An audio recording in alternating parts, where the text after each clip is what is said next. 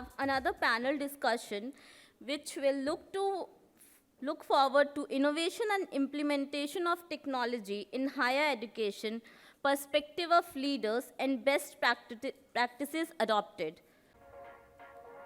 Dr. Narasimha Sarma, NVS Director, Indian Institute of Information Technology. Dr. Vaidehi Vijayakumar, Vice-chancellor, Mother Teresa Women's University. Can we have you on stage, ma'am? Dr. S.N. Sridhara, Vice-chancellor, Hindustan University. Dr. S. Sriman Narayanan, Vice-chancellor, Vels Institute of Science, Technology and Advanced Studies. Professor V.P. Veerabhadrappa, Vice-chancellor, Kuvempu University. Mouli Kumar, co-founder and CTO, CAMU. Can we have a round of applause for our panelists? I would like to invite our moderator for this panel, Ashish Mittal, Group CHRO, Sreenidhi Educational Group. Over to you, sir. Thank you so much. A very good afternoon. Is it good night, good morning, good afternoon? Good afternoon. I know this is going to be a very difficult session for 3 reasons. All of us are very hungry. Food is ready, and we can smell the food, okay? So I'm going to ensure that the session is going to be very short, crisp, to the point. Would also request all the esteemed panelists to keep our views, our opinions to what we'll talk for about 4 minutes per person, so that we are able to take care of everybody here together. So before we start, actually, I want to also ensure and communicate that today we know that technology has disrupted almost all the industries. We talk about IT, retail, banking, pharma, healthcare, entertainment, everywhere. We know how our life starts, right? Earlier days, we used to start our days by praying to God, touching the feet of our parents, taking their blessings, and then start our day. Today, we are all glued on to our gadgets, mobile phones, right? And then we probably start a day by, those who are into physical fitness, you check your weight. It'll give you a BMI, your visceral fat, subcutaneous fat, and your water content in the body. So everywhere technology is there. At the same time, once you're ready, you rush to your office, colleges, and most of you are provided with universities vehicle. And in case you're using any other transport, you missed your transport, then you use an Ola and Uber. Coming down, then if you're hungry in the afternoon, generally these days foods are cooked still in some places by the wives or probably by the maids. And if you had a fight with the cook, only Swiggy or Zomato comes to your help. Again, technology, okay? So then you are heading back to the house in the evening, sharing your emotions, feelings, friends. So the point is technology has actually seeped into our lives completely. We do not have an option to stay out of it. It's a double-edged sword. To use it in the right content, to use it in the right way is something which is of prime importance to us. So coming down to today's panel discussion, we're going to discuss about what are the key innovative and implementation challenges of having technology disruption in the education space. So, okay, I'm going to just.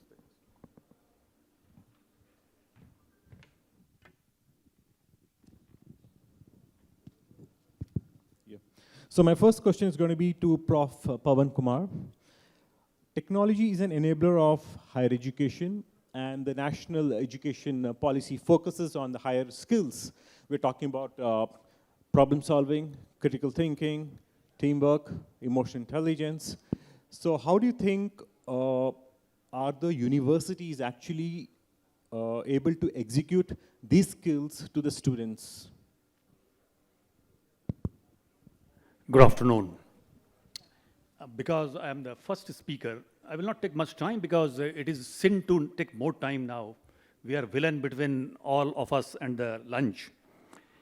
You see, this question of technology, use of technology in higher educational institutions, and that if you see the topic of the session, it is with perspective of the leaders of the academic institution. So leadership question also should not be forgotten, that how leaders should take the lead.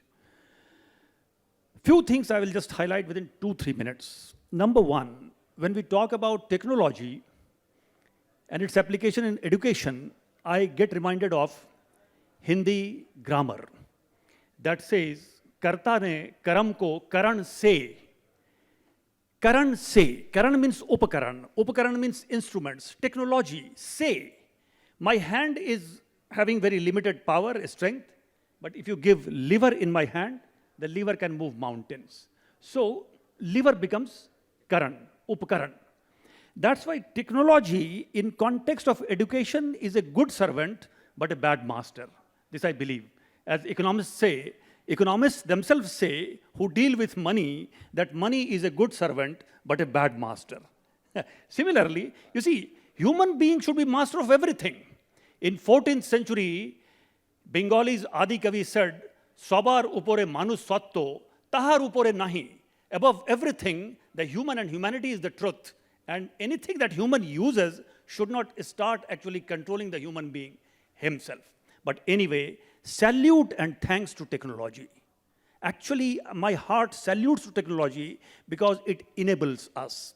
In higher education institutions, we are engaged into 5 basic activities: assimilation of knowledge, dissemination of knowledge, creation of knowledge, application of knowledge, and administration of the institution which is disseminating knowledge. In these all 5 activities, technology has a great role to play. But there are various types of higher educational institutions. For example, IIM Tiruchirappalli, which I represent, is not a very rich institute, but not a poor institute. But alas, I have taken salary from all kinds of higher academic institutions which are government created, either a state university or central university or national institute or Indian institute. So I can see various canvas and shades of their problems. For example, in one of the panels, there were 4 IIT directors, 3 IIM directors, and 2 rich private universities vice-chancellors. I told the panel members, where is the state university vice-chancellor who is struggling with money? He does not have money. You are talking big things about here. But actually, if in various state universities, if we pay salary on right time, that is the gain of that month. So we have to be very empathetic while dealing with this question. Being in IIM or IIT, staying on an island, I cannot be happy when there is troubled ocean around me. That's why everyone should think about everyone. So take these 5 actions we need to do. That is, I said, that is assimilation, dissemination, and basically 4 types of higher educational institutions: centrally funded, state funded, private universities which have right focus on education and are rich, and some private universities which are not so rich. So technological issues, I will just count quickly. In case of assimilation of knowledge, actually IIM Tiruchirappalli Library invests more than 3 crore rupees per month. Per year, I'm sorry. Plus 3 crore plus. For dissemination of knowledge, we have created technology in our classrooms. For research, already before NEP or anything, we have been into applying technology for doing researches and actually dealing with your data. And for academic administration also, of course, Tiruchirappalli IIM is only 11 years old. So in administration, we have limited application, but we'll go in longer way for more application of technology. So salute to technology, but we should use it by keeping ourselves master and not the technology as master. Thank you. Absolutely. Thank you so much, Prof. Pawan Kumar. And I completely agree with you that we should control technology, and technology should not control us, actually. With that, it will be a perfect mix. And the next question will be to Dr. Narasimha. So digital disruption is actually transforming the higher education, and we have seen IITs and IIMs are actually focusing on technology-based curriculum. They're trying to implement that, and IIT Madras has tied up with the IBM. Then we have IIT Tiruchirappalli, which has actually started up the certificate courses for the defense people in business management. And IIT Madras, they have tied up with the quantum networks, I think, yeah, to implement analytics. So what other innovative practices do you think are on the way? Yeah, I'm the only man from the government-funded IT industry educational institute in this group, I think, as I heard the people. Yeah, thank you very much for giving this opportunity. Yeah, these technology-based things and everything works as long as the student is highly motivated. And This comes only when he pays from his pocket or from his own earnings or whatever it is. But unfortunately, in our country, most of the things are happening the other way. Like either the students' parents are paying or the government is paying in some cases or whatever is happening. And unless the motivated student sits in these online programs and other things, it's very difficult to manage the show, as we have seen most of us. So technology-based things can work very well, okay, as long as we make the entire program as the student-centric, and the student is responsible for everything, and we are here for facilitating all the things. At the same time, the technology-based things are going to be much more useful and fruitful, as well as very much profitable to the country, as long as we introduce them at the school level itself. Because the school level things, the concepts are just taught and nothing much practical application of that or the implementation parts of it are not shown to them. I think most of it must go to the school education point of view at this time, for this country at least, for the next 5 years, 8 years or so. It must happen very seriously, and the analytical skills must be protected at the school education. That's what I came to know in the recent times, that the analytical skills, mathematical skills are going down and diluted and all those things. And that's going to be effective, or that's going to disrupt us in future. After 5 years or 8 years, we find the students are not at all good for mathematics, and it's very difficult to teach anything beyond that for them. So we must take precautionary measures right now. That is another one, using the technology. And the third point, what I can say is, in the examinations, evaluation and all those things, people are not taking care much. The technology is being used only for the classroom teaching learning process. But the examination, evaluation process, particularly what we are supposed to do is the evaluation, not the just examination. That means after the examination, again, there should be some teaching or education to the student regarding his performance, regarding what answers are expected, what he has not done and other things. In that part, the technology can do really wonders, as I can see. So I request the administrator to consider that aspect also. There is a lot of difference between the words of examination and evaluation. So evaluation means you have to tell the student or review the paper, what he has answered and what are these mistakes, how he can improve, he or she, whatever, okay, can improve his performance. So those aspects must also be incorporated or inbuilt in our technology aspects. That's one more thing which I would like to highlight at this point of time. Thank you for the time given to me, and thank you for your patient hearing. Thank you so much, Prof. This also actually reminds me, we had one of the international school which has implemented robots in classrooms. Anyone recollects the name of the school? One of the international school in India has implemented robots to teach in the classrooms. It's okay, I'll just, in the interest of time, it's Indus International Schools. And the best part of this is that these robots can actually teach in 30 different languages and have a very interactive session with the students, and also give an automated assessment after teaching, because all the parents, all the students would like to know how well the concept has been understood by the child. You know, we talk about summative assessment, formative assessments. And again, these robots are actually using, they can teach in a standalone mode, also assisted by a teacher. And the students can actually connect with the robots using their mobile phones and iPads and various gadgets. So I'm just saying how technology is actually creeping in, and you know, we have to really be prepared. How do we handle this without diluting the basic concepts? Thank you so much, Prof. Then the next question will be Dr. Vaidehi. Yes, ma'am. So we are saying that artificial intelligence, machine learning, augmented reality, virtual reality, they're all transforming the way students are actually learning these days. And also with the national education policy, we have seen that there are single entry, multiple exits. Then we have the MOOCs, massive open online courses. We have the Swayam, these are all the technological interventions in education space. What other areas do you think would be few innovative ways to where technology could be integrated to make our teaching more effective to our students? Good afternoon to one and all present here. I am representing Women University, Mother Teresa Women University, which is in Kodaikanal. During pandemic period, we had lots of difficulty in conducting online classes, especially when we are in a remote hill. It was creating lots of problem in connectivity.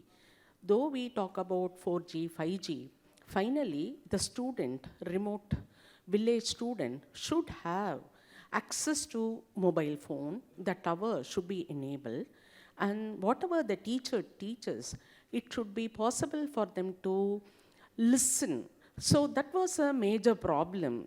And what we thought was, because of the technology, we have 4 centers, one in Coimbatore, another one in Chennai, then Madurai plus Kodaikanal. We thought the teachers can handle for all the 4 regions simultaneously, but which was not effective. Incidentally, we could have our own self-learning material, PPT, video lecture, and that was ported on to our own data center, that is web server. From there, we requested the students to log in and get the details from the web server. Plus, what we had is basically the assignment submission via Moodle and the similar platform, whatever is available. So, the effective teaching learning was possible. Incidentally, technology was not in a position to help us when we wanted to conduct laboratory classes. Though we talk about virtual reality and augmented reality, how it is possible for a chemistry student or physics student or biotechnology student, food and nutrition student to perform experiment and how to give evaluation, this was a real problem. I spoke to several people asking for solution. Except for computer programming courses, it was not possible to have practical classes. So we went on for the project-based learning and research-based learning. We requested the students to formulate a problem and give the gadget or demonstrate whatever they have implemented in order to get the internal marks. The moment government reopened the colleges for a few days, immediately the laboratory classes were held in order to get the marks. Apart from this, the second problem was examination. The same thing was told in the previous session also. Though we are in a position to teach them, most of the students were just switching off the camera, and whether they are listening or not was not told. The moment we reopened the college, making the girls to sit in the auditorium for 1 hour, that was becoming very, very difficult. Adapting the students to come to a classroom culture, that has taken more than 2 months for us to make them sit in the class, learn. Those students say that classroom is much more effective than online. They were not in a position to sit in the classes because the culture has been changed. The third one is our examination system. Each student has got 3 mobile. One mobile, the questions are being populated to the friends and relatives. The results are coming in the other one. They are writing. And whenever we wanted to evaluate, the answer bundle, with the same name, we could get 2 answer sheets. We were wondering what is really happening. But that was the system. And if I remember, Anna University has really gone on to online examination, wherein the students will be writing objective type question for 1 hour, and the failure rate was very high. The students agitated.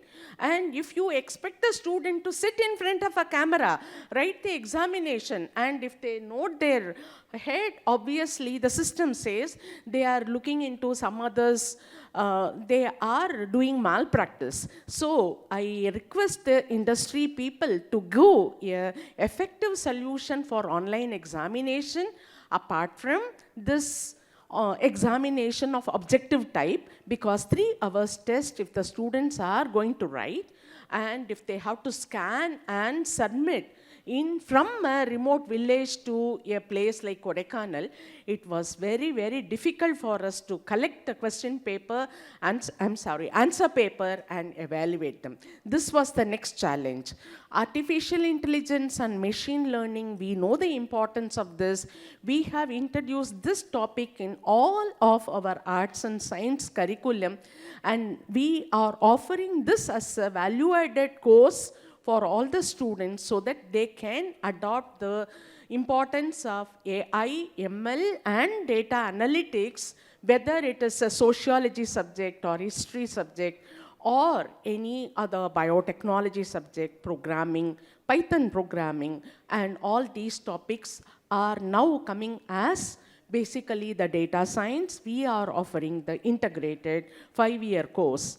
But of all these things, Tamil Nadu has got gross enrollment ratio greater than 50. The quality, strategic development goal says the quality of education is very important, and state government is making lots of steps in giving skill set training. And engineering colleges, teachers are being trained in this artificial intelligence, machine learning, data science by industry people. And it is supposed to be extended to Arts and Science University, which will happen in near future. But only thing is, the students, if they are going to be employable, we need the company to be placed in our campus. We have our own few people, alumnus and other people, they have started their own company in our campus, training them, the students, so that the internship part will be taken care. If the students are performing well, obviously stipend will be given. Obviously, the placement will also take place. So these are the innovative practices and the courses we are introducing. Sure, ma'am. Thank you. Thank you so much. And definitely the incubation models helps actually, trying to incubate the incubatees and trying to support them in terms of encouraging an idea, ideating and taking it ahead. Thank you so much, Prof. Next question will be to Prof. Dr. Sridhar. So yes, we're talking about 5G era today, right? We're talking about 5G era wherein you can download 2 GB movies in just about 10 seconds in a jiffy, or high quality videos, without any interruption or pause mode. Now we also know the 5G technology is only introduced in 8 cities and subsequently 13 cities. So do you think this infrastructure gaps will also create gaps in about learning with the students? What would your views on that be? Thank you very much for the organizers first for giving me an opportunity to speak to all of you. It's a very valid question, and I also heard the previous panel as well, and also my colleagues here who actually made a very good presentation. Quickly, Madam also mentioned that it would have been very difficult for the people who are actually staying in the remote area, especially in the hilly area, to access because the network was not that good. I think nowadays it is coming up fast. Now, the question which you asked me regarding the 5Gs are coming and it is slowly coming through, and will it be sufficient? Are we having any hope that this technology will make a digital divide? See, for example, urban students and urban parents will be having a better access to the network as well as to the access to the mobile. The type of mobile also matters a lot. And I remember actually during COVID, very few institutions or universities actually started the online classes immediately, and the challenges started coming out. The first challenge was the people who are in the villages actually did not have a very good smart mobile. So even though the network was there, the speed of the network was not being captured and it was very slow, number one. And number two, because of the, the financial differences between the urban and as well as the village type of, things also actually mattered a lot. Now this question, I actually have a lot of, positive hints that whenever there is a required necessity, automatically the invention will come in. So we all know that the necessity is the mother of invention, and whenever we are forced to open the mouth by holding the nose, we will open it up. So when the government is thinking that, okay, these types of networks should be given to all, so definitely it will come through and it is faster also. And along with that, there is a commercial point which I would like to make a mention of it. If it is not commercially viable, none of the companies will basically come forward to establish the towers and also give the services. And again, they look at what is the density of the people who are using that type of network. See, for example, in urban area, in a city, there may be about 10,000 people in a square meter where it is an apartment or so. So it is very advantageous for them to establish one tower and all the costs could be recovered immediately. But the sparsely populated areas in the village, definitely there will be some difficulties, and therefore they'll think twice, thrice before even establishing the towers. In such cases, I think the government has to look for giving subsidies or come out with their own methodology and all that. But I am confident that especially the students are very, very intelligent. For example, today if I give my mobile to any kid here, school kid, they know much of operations than we know it actually. So that make me much more hopeful that these students actually are far, far better in utilizing the technology. But on the other hand, I have seen as the Vice-chancellor, as well as earlier I was director at Amity University, etc. and so on. And here in Hindustan University also, a small section of the teachers are slightly apprehended to use technology. Especially this is true, I'm not generalizing, but it is true that the teachers who are teaching liberal arts find it a little difficult to immediately get onto the technology. Especially we have the inbuilt LMS, Learning Management System. This is actually inbuilt by our own teachers and also the faculty, students of Computer Science Department, and is spread out throughout that. Whenever I see the effective LMS utilization coming, it is more of the engineering and science faculty will be utilizing it better than the liberal arts. But I would feel the liberal art teaching should use much technology so that the boring will come out. And we made a few demos on that, wherein actually there will be a lot of animations coming through, etc. and so on. So coming back to the focus point which you asked me, when the technology is coming at a slower pace, does it make a digital divide? I don't think so, because now it is catching up fast. Thank you very much for my, you giving me an opportunity. Thank you, sir. Thank you so much. And yes, we are talking about micro-sized learning, digital learning, people storytelling, 2 minutes short video, because students want to learn at their own pace, at their own time, at their own comfort, and so that's definitely 5G is going to help a lot, and I'm sure we'll be able to combat these challenges as well. So next question will be to Dr. Sriman Narayanan, sir. Here.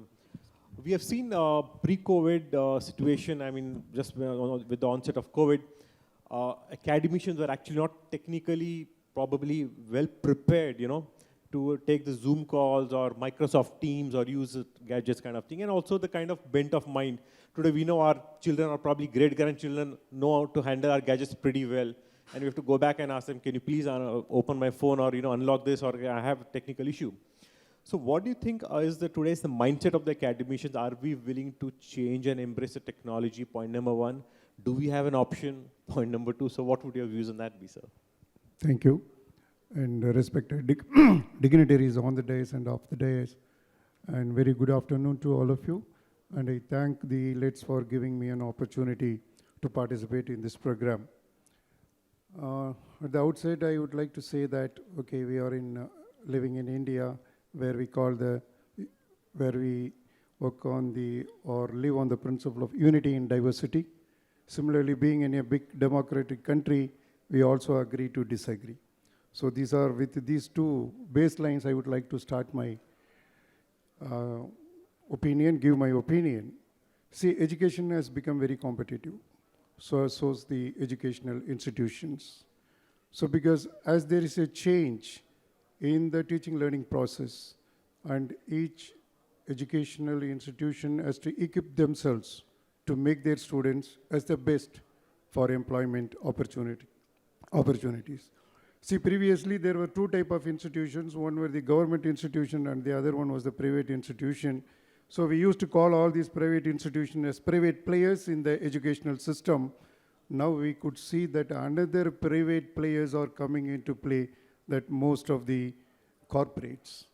They feel that they could help the digital transformation in most of the educational institutions, and using the ICT technology is not new to universities or to the faculty members. For example, most of the science engineering faculty members, even for the liberal arts, where whenever they are participating in various conferences and seminars, they used to use these ICT technologies. But it was in the physical mode. But when the pandemic was declared in March 2020, when there was a lockdown, so most of the institutions did not know what to do and how to reach the students. And that time, because of the availability of the Zoom and the Google Meet, okay, then people started using that. And as somebody was pointing out, okay, there were difficulties for the people in remote areas to get to know what is happening in the classrooms, but none of the institutions have reported that we were not able to reach the students, we were not able to teach, we were not able to conduct the examinations. All the institutions have taught the classes And all the institutions conducted examinations and all the institutions have published results. Then how that was possible? So therefore, as has been pointed out, this digital technology, if you use it as your servant, it is going to help the teaching and learning process. And if you are going to allow them as your masters, it may not work out well. See, in all the cases, the digital transformation, for all the disciplines, it cannot work out. Because there was an article by Professor Ram Gopal Rao, the director of IIT, Delhi, and he has talked about what about the other disciplines? What we are going to do? We are talking about digital transformation, and most of the people are going for computer science and engineering. The life is not going to be merely based on the software programming. There are other disciplines which we need to encourage. So, whatever the digital transformation we are thinking, unless we are going to extend it to the other disciplines, then we are going to end up in a catastrophe. So it may be a disaster. See, all these, the digital transformation or the digital technology has come because of a disaster of the pandemic. So let us not end up with another disaster. So we have to concentrate on other type of disciplines also. So we should use this technology transformation as your servant to enhance the teaching learning process. So you cannot take away the Guru Shishya or the physical system. And someone was talking about the ODL and OL programs. Initially, if you look back, why this ODL program have been come into picture, they were trying to help the people who were serving or who were working to enhance their knowledge and enhance their potential. But nowadays, if these ODL and OL programs, if they are going to be only for the people for learning and who are not working, then it will not give the desired result. So therefore, we have to approach the digital transformation with some caution. We should take advantage of that, and we should not allow it to rule the whole educational system. So that is my opinion. Absolutely right, Prof. Thank you so much. And yes, I think today as teachers, we have to play the hat of a facilitator rather than a teacher, you know. We try to facilitate the entire teaching process in the classrooms. And today we also know our children are street smart. They are 10 times smarter than us. I remember one of the small incident I was at Bangalore working on my laptop and my emails, my son was there. And suddenly he comes, Papa, I want to talk to you something. I said, hey, what happened? Your class is going on. It was on online during COVID times. He said, don't worry, I have frozen myself. The teacher will not know. So it's something new thing, you know, so I'm saying children are street smarter. They know how to trick. They know the trick of the trade actually. So we really have to, and to catch a thief, you have to run faster than the thief. So I think a lot of responsibility lies as senior academicians, all of us, to actually embrace technology, understand and use it in the right context. Thank you so much, Prof. My next question will be to Prof. Veerabhadrappa. We've been sharing this panel in the last 1 or 2 summits as well. You are the Vice-chancellor at Kuvempu University at Shivamogga. What would be top 2-3 technological challenges you would see in terms of infrastructure from a tier 2 or tier 3 town as compared to tier 1 or an urban city? Thank you. Respected chairman, moderator, and all the honorable panelists, and respected vice-chancellors, all the academic directors, and all the fraternity friends. We have several challenges before us, particularly in the context of technological development and the transfer of this technology to social welfare of the community. I think in this context, we have all those issues that are very much there. Particularly during the pandemic and after the pandemic also.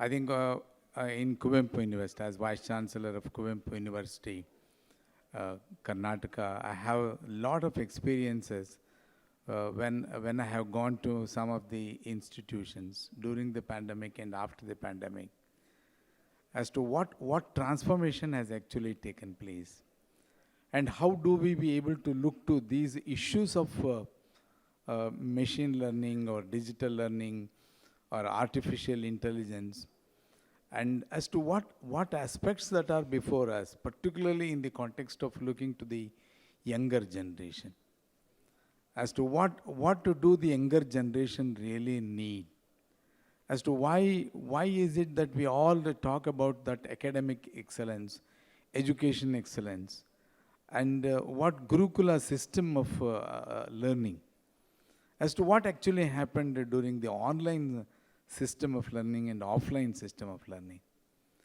I think all of us do have the experience that online learning, though it was more global, though it was more competitive and intellectual, it did not reach into the real crux of education.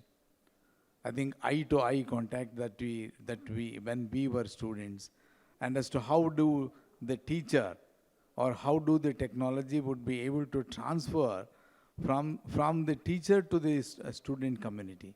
I think that's very, very important. But what has actually happened after this robotics, or maybe as what our moderator was talking about robots, as to how do you really look to the great intelligence that can be possible by the robotics, or by the machine learning, or by the artificial intelligence. I think more you really agree with the philosophical language where emotional learning is very important.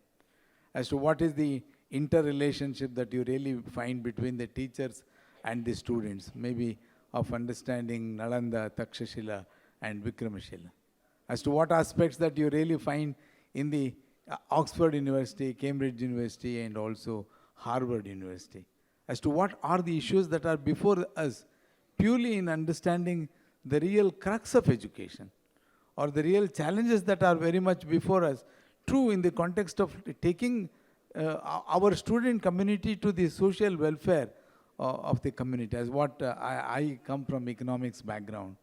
In my Kuvempu University in Karnataka, I have been able to see that these are the aspects, maybe many principals, many professors did not agree for the online learning, and particularly in the context of looking to the various digital learning also, various issues that are very much there, purely in the context of looking to the issues that are very much there.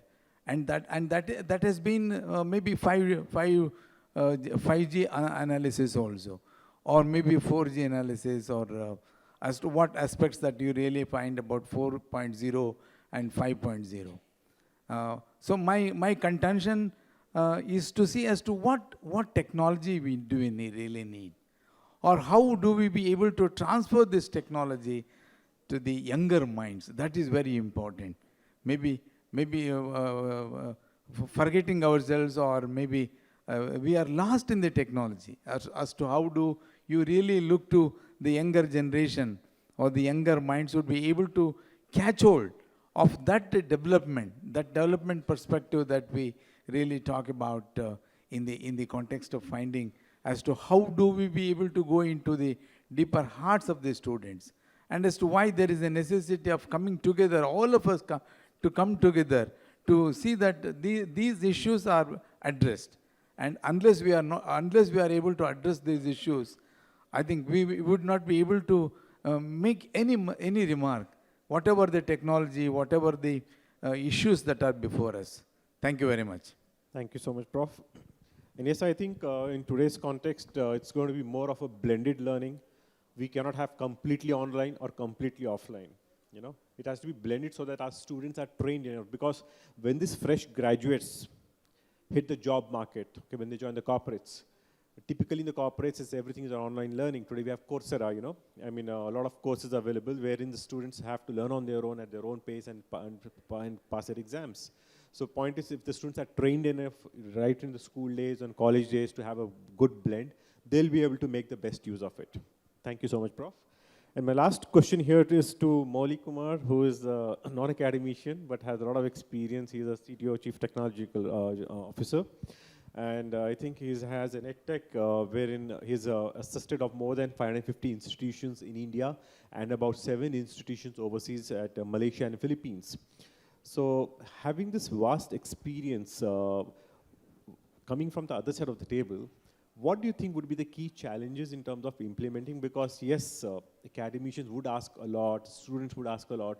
What challenges do you face in actually integrating and matching the expectations of both the stakeholders, nationally as well as internationally? Yeah. Thank you for the opportunity to represent CAMU here. Good afternoon to all the esteemed leaders here. So we have experience of implementing CAMU in about 500 institutes in many regions in India as well as outside of India. We are about present in about 7 countries outside of India. So we have seen the challenges in implementing. During the sales phase, we find it quite easy. But when it comes to the implementation, usually the challenges across the board are very similar. The first biggest challenge that we face is the decentralized decision making. So when it comes to decision making about the policies and the business processes, it's pretty much when the decision making is spread across different departments, we find it that aspect of that style of working takes a lot of time to freeze some requirements and be able to go forward in the implementation and reduce the cost of implementation. This is something that we have seen from institutes from Tier 2 cities to the institutes that we work outside of India, including North America. Wherever we have seen the decisions centralized, where there is a department head, where there is a centralized decision-making capability, it makes it a lot easier for the institutes to drive the change. So change management with respect to the existing policies, being able to adopt to a standard solution, an industry offering, requires some amount of change management within the user community within the institute. So that is the second biggest problem that we find. What happens is in many institutes, usually the practices are homegrown, need not be industry standard practices.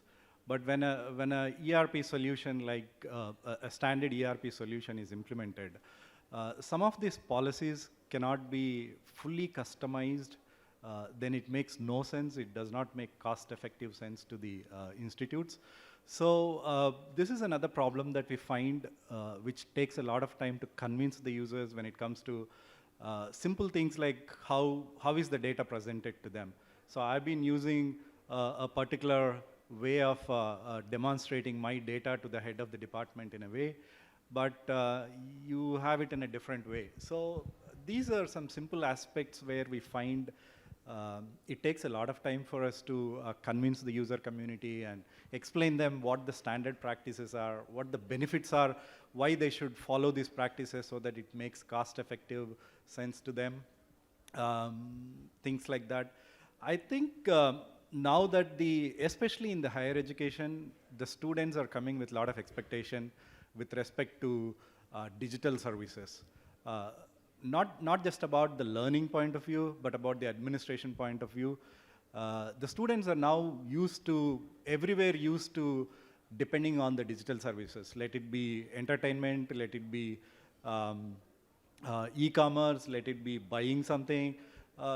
They are very, very comfortable in using digital services. So when they come to a college, when they come to a digital, when they come to an university, and if they have to go and stand in the queue to get a document, I think the students definitely from our interaction, they don't find it very easy, or they try to skip that. They try to skip that part. So I think it has now become a non-negotiable for the students to have. I'm not talking about the learning. Obviously, the learning is very important online, but the administrative part of being able to provide the services to the student. Let it be enrollment, let it be how quickly can I see my grades, how can I take my mock assessments, how can I take my enrollments, how do I see my timetables, schedule changes, communication. So I think it has become a non-negotiable factor now when it comes to providing digital tools to the students. So I think that's been our experience dealing with quite a different variations of institutes across 7-8 countries now. So yeah, thank you so much. Sure, Ashish. thank you. And I think, yes, definitely. So that's the reason, as an HR professional, I always say in any university, we are all as BEF functions, business enabling functions, we should ensure an academician's life is comfortable, is more smooth. An academician should come focus on teaching, research, service, and go back comfortably, not focusing on IT. That's the reason we have chief technology officers, HR, finance, procurements. Let's hire subject matter experts from the industry and they will handle this mess. You need not worry whether the fees is in or out. I mean, the canteen is running, your transport is running, your salaries are paid on time. Let's hire experts who will do their job. Academics should be free from all this, non-academic area so that they can focus more on quality teaching. And I think the CTO's role actually helps to integrate technology and also disseminate and execute at the respective university and institution. That way the load actually reduces a lot in terms of on the institutional heads. So thank you so much, and I think we are well ahead of time. We still have 5 minutes, so I would like to pass on to the organizers for the next step. If there's anything else, yeah. Question, I think we have 5 minutes. Any one question only? Anyone would like to ask? Yes, sir, please. You want a mic? Yeah, the development of digital technology is also attracting digital crimes. How do we protect our students, our learning process from the what you call cyber-related educational programs? Thank you. Anyone? Yes. Paper also UGC has come out with a notification stating that it has already framed a syllabus for cyber security, and also all of us actually undergoing as per the AICT and UGC guidelines, Cyber Jagrutaka Divas, and that is being actually disseminated to all the schools. So what it says is actually an engineering college or university should teach 100 schools nearby about the cyber security and etc. It's a very, very important thing, and I think you asked a very apt question also. Nowadays, people are afraid to give the mobile to the children because they may get into some unwanted websites and this thing also. So this actually is going to help us a lot. Though we have a lot of locks and other things, I think Jagrukata means awareness. Bringing awareness is very, very important. In fact, all of us, most of us are actually having the digital banking system, etc. There also you have to be very careful. Every day we need newspapers that one OTP comes, you give the OTP, everything is gone.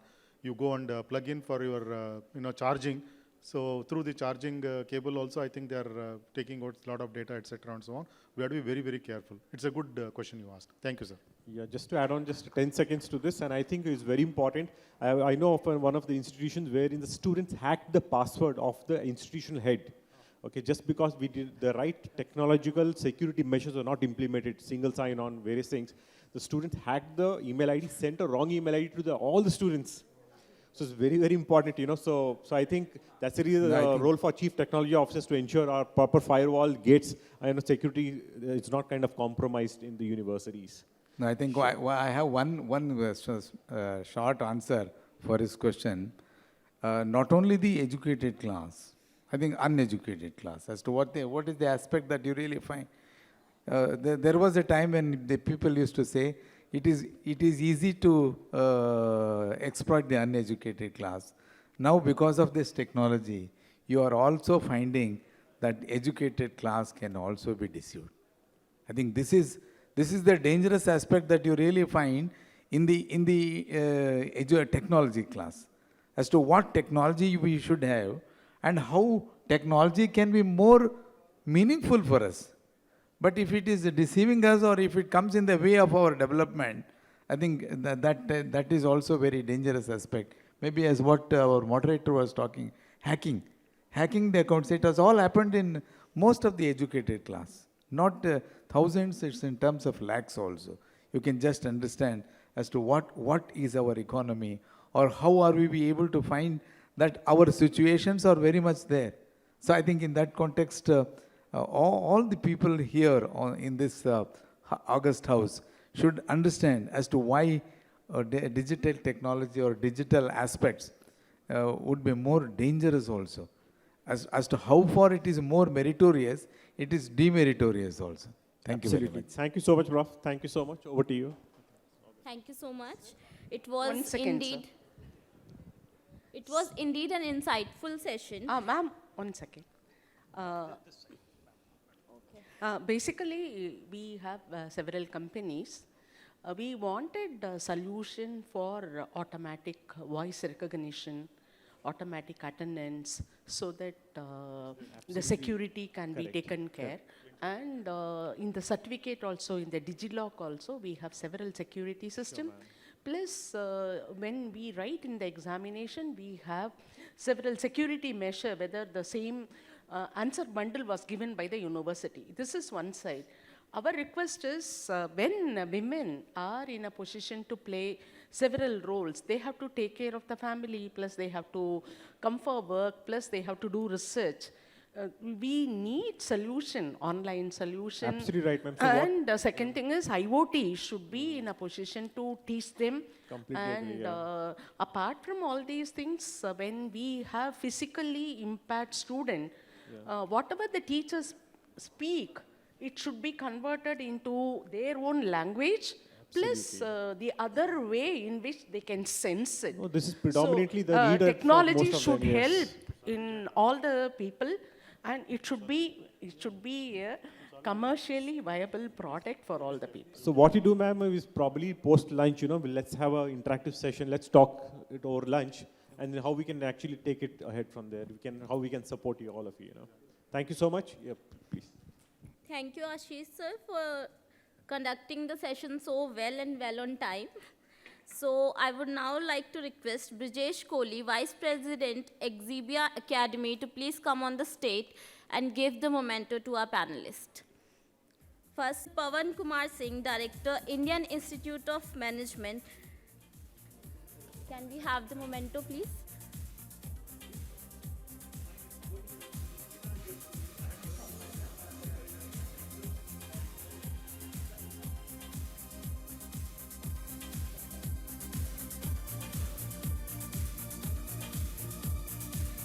Dr. Narasimha Sarma, NVS Director, Indian Institute of Information Technology.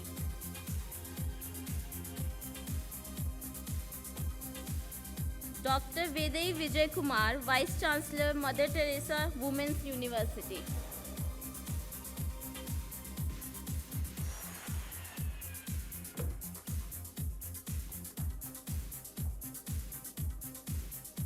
Ashish Mittal, Group CHRO, Sreenidhi Educational Group.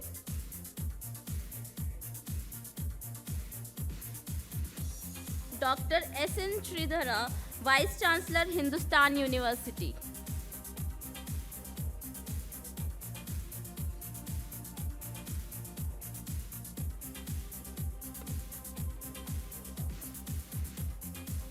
Dr. S. Sriman Narayanan, Vice-chancellor, Vels Institute of Science, Technology and Advanced Studies.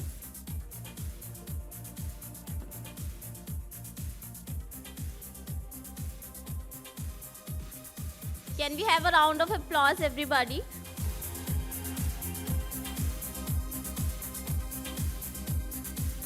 Professor P Veerabhadrappa, Vice-chancellor, Kuvempu University.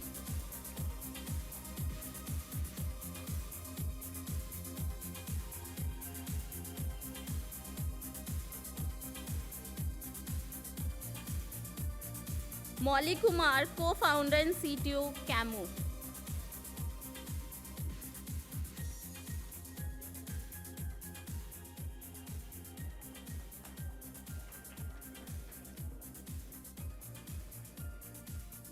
Can we have a group picture with the magazine and memento?